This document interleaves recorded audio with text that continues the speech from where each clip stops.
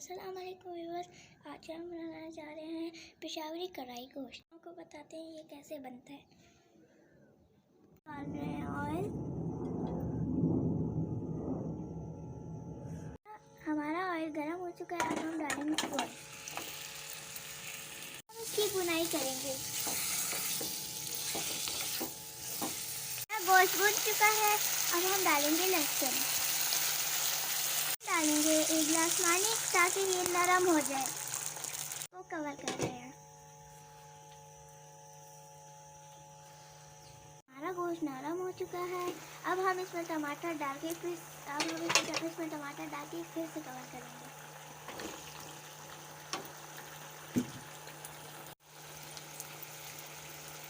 ٹماٹر سے چھلکا اتاریں گے۔